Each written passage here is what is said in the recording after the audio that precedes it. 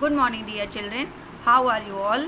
This is Shivani Mishra welcoming you all in Blossom Chemistry classes. For class 10, we are preparing how do organisms reproduce.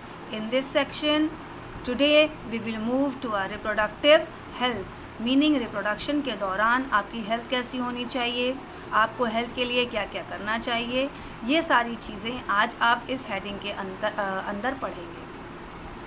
Process of sexual maturation is gradual and takes place while general body growth is still going on. जैसे जैसे आपकी body grow करती जाती है वैसे वैसे आपकी body में सेक्सुअल मैचुरेशंस भी आते जाते हैं. But some degree of sexual maturation doesn't necessarily mean that the body और a mind is ready for sexual acts. Sexual maturation की कुछ डिग्रीज़ का मतलब ये नहीं होता है कि आपकी बॉडी या आपका माइंड सेक्सुअल एक्ट के लिए रेडी है या फिर आप ब्रिंगिंग अप चिल्ड्रन के लिए रेडी हैं कि आपको चिल्ड्रन कर लेने चाहिए या आपको सेक्सुअल एक्ट्स को अप्लाई करना चाहिए. सेक्सुअल मैचुरेशन का ये मतलब बिल्कुल भी नहीं होता है. So how do we decide if the body और the mind is ready for this major responsibility. तो आपकी बॉडी और आपका माइंड ये कैसे डिसाइड करेगा कि आप इतनी बड़ी रिस्पॉन्सिबिलिटी के लिए रेडी हैं. हम सभी लोग डिफरेंट कंडीशंस के साथ डिफरेंट प्रेशर्स के साथ गुजरते हैं. कई बार there can be pressure from the society, from the friends, from the families.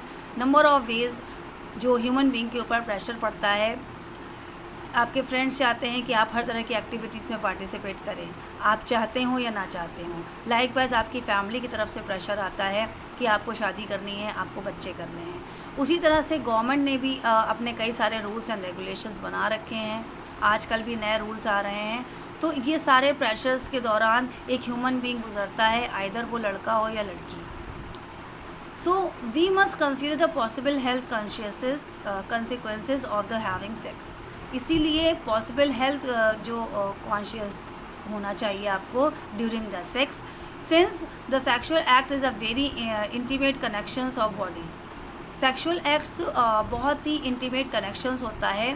But आप बिल्कुल भी सरप्राइज़ ना हो कि बहुत सारी ऐसी डिजीज़ेज़ होते हैं जो सेक्सुअली ट्रांसमिटेड होती हैं from one person to another. इसमें कुछ बैक्टीरियल इन्फेक्शंस भी हैं और कुछ वायरल इन्फेक्शंस भी हैं. बैक्टीरियल में गोनोरिया और सिफिलिस जैसी बीमारी हो जाती हैं, जबकि वायरल इन्फेक्शंस में वार्ड्स और HIV एड्स जैसी बीमारी हो सकती हैं. ये सारी ही बीमारियां सेक्सुअली ट्रांसमिट होती हैं. एक इम्पॉर्टेंट बात जो आपको यहाँ जाननी है, एड्स और HIV दोनों की ही फुल फॉर्म आपके कोर्स में है, पूछी जाती है. एड्स की फुल फॉर्म है एक्वायर्ड इम्यूनोडेफिशिएंसी सिंड्रोम, जबकि HIV की फुल फॉर्म है ह्यूमन इम्यूनोडेफिशिएंसी वायरस. एड्स उस मेडिकल कंडीशन का नाम है जो आपकी बॉडी के इम्यून सिस्टम को वीक करती है. एड्स याद रखिए मेडिकल कंडीशन है, जबकि HIV वो वायरस है जिसकी वजह से ह्यूमन बॉडी का इम्यून सिस्टम वीक होता है. इम्यून सिस्टम वीक होने का मतलब आपकी बॉडी जो है छोटी मोटी बीमारियों से भी लड़ने के काबिल नहीं रहती है. Right. So moving to the next, that there is a question, is it possible to prevent the transmission of such diseases. क्या सेक्सुअल एक्ट के समय इस तरह की जो डिजीज़ेज़ हैं एक पर्सन से दूसरे पर्सन में उनका ट्रांसमिशन रोका जा सकता है. तो आंसर है यस, उनको रोका जा सकता है. How. There is a covering जिसको कॉन्डोम कहते हैं for the penis during the sex helps to prevent transmission of many of these infections to some extent. Penis से पहनने के लिए एक कवरिंग होती है जिसे कॉन्डम कहते हैं फॉर द मेल्स. उससे इन तरह की डिजीज़ का ट्रांसमिशन रोका जा सकता है. इसी तरह की कवरिंग फीमेल्स के लिए भी होती हैं जिनको वो वॉर्न करती हैं इन द वाजाइना. उसके थ्रू भी इस बॉडी ये जो डिजीज़ेज़ होती हैं उनका ट्रांसमिशन रोका जा सकता है.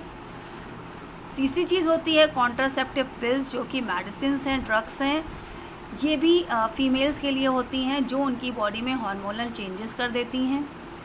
इन हार्मोनल चेंजेस की वजह से एग्स रिलीज़ नहीं होते हैं. जब एग्स रिलीज़ नहीं होंगे तो फर्टिलाइजेशन नहीं होगा, जिसकी वजह से ये जो ट्रांसमिशन है वो रोका जा सकता है. बट ये जो पिल्स होती हैं कॉन्ट्रासेप्टिव, ये हार्मोनल बैलेंस को डिस्टर्ब कर देती हैं एक फ़ीमेल की बॉडी में, जिसकी वजह से कई अलग अलग तरह की बीमारीज़ हो सकती हैं या आप ये कहें कि साइड इफ़ेक्ट्स हो सकते हैं. उसी तरह से एक लूप लाइक स्ट्रक्चर होता है, कॉपर टी जिसको कहते हैं, वो भी फीमेल्स के यूट्रस में प्लेस किया जाता है, जिसके थ्रू प्रेगनेंसी को रोका जा सकता है। बट स्टिल क्योंकि कॉपर टी या लूप जो होते हैं ये मेटल के बने होते हैं, तो ये फीमेल यूट्रस को अफेक्ट करते हैं, उनकी बॉडी में साइड इफ़ेक्ट्स हो सकते हैं। तीसरा जो मेथड है वो है कि अगर मेल्स का जो वास्ट डिफरेंस है उसको ब्लॉक कर दिया जाए। ब्लॉक करने से स्पर्म्स का ट्रांसफ़र नहीं होगा। फीमेल्स के लिए अगर फैलोपियन ट्यूब को ब्लॉक कर दिया जाए तो एग का ट्रांसमिशन नहीं होगा। जब स्पर्म और एग का ट्रांसमिशन होगा ही नहीं तो फर्टिलाइजेशन नहीं होगा।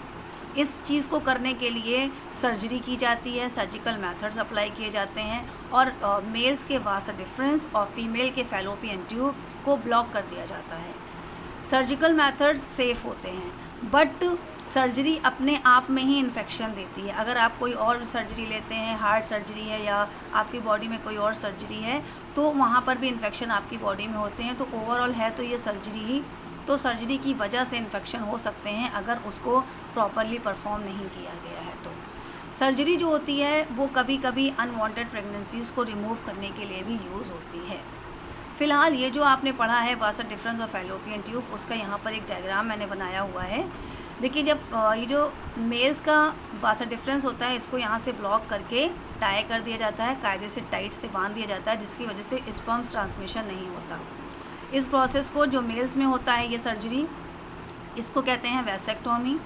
जबकि फीमेल्स में ये जो फैलोपियन ट्यूब है यहाँ से एग जो निकल रहे हैं ये एग ट्रांसमिशन नहीं करते हैं, हो पाता है, जिसकी वजह से फर्टिलाइजेशन नहीं होता है। फैलोपियन ट्यूब को भी यहाँ से काट करके प्रॉपरली टाइट कर दिया जाता है। फीमेल्स के इस प्रोसेस को कहते हैं ट्यूबेक्टोमी। ये आपके कोर्स में है, ये आपको डायग्राम भी बनाने पड़ सकते हैं। Now the next, these may be misuse by the people. ये जो जितने भी आपने मेथड पढ़े हैं जिनकी वजह से ये ट्रांसमिशन ना हो ताकि डिजीज़ेस का, ये सारे ही प्रोसेस, ये सारे ही मेथड्स लोग मिसयूज़ करते हैं। अगर उनको एक पर्टिकुलर चाइल्ड नहीं चाहिए तो लोग इनका मिसयूज़ करते हैं। इलीगल सेक्स सेलेक्टिव एबॉर्शन के लिए फ़ीमेल्स के लिए यूज़ किया जाता है। कई जगह पर अपनी सोसाइटी में ऐसा भी देखा गया जहाँ लोगों को लड़कियाँ नहीं चाहिए, लड़के चाहिए, तो वहाँ पर भी इन तरह की चीज़ों का यूज़ होता है, राइट। तो एक हेल्दी सोसाइटी के लिए मेल फीमेल का जो सेक्स रेशियो है वो मेंटेन होना चाहिए। गर्ल्स और बॉयज़ इक्वल होने चाहिए, बट आज कंडीशन ऐसी है नहीं। गर्ल्स बॉयज़ के कंपेयर में बहुत कम होती जा रही है, उनका रेशियो कम होता जा रहा है। ये लापरवाही जो फीमेल फिटिसाइड होता है, जो फीमेल्स का एबॉर्शन करा दिया जाता है क्योंकि उनके बेटी होने वाली है, तो ये बहुत ही गलत चीज़ है। जो चाइल्ड सेक्स रेशियो है वो धीरे धीरे कम होता जा रहा है। इवन गर्ल्स के लिए वो एक अलार्मिंग रेट पर है, अलार्म दे चुका है कि लड़कियां कम होती जा रही हैं हमारी सोसाइटी में। जबकि ये सारी चीज़ें कि आप पहले ही पता करा लेते हैं लोग कि बेटी है कि बेटा है, ये गवर्नमेंट के अकॉर्डिंग भी गलत है, इसके लिए सज़ा भी है, बट स्टिल लोग ये चीज़ करवाते हैं। ये ऐसा नहीं करना चाहिए उन्हें, right. So that's all for this video. Thank you so much children. Subscribe my channel, like and share the video. Till then, thank you so much.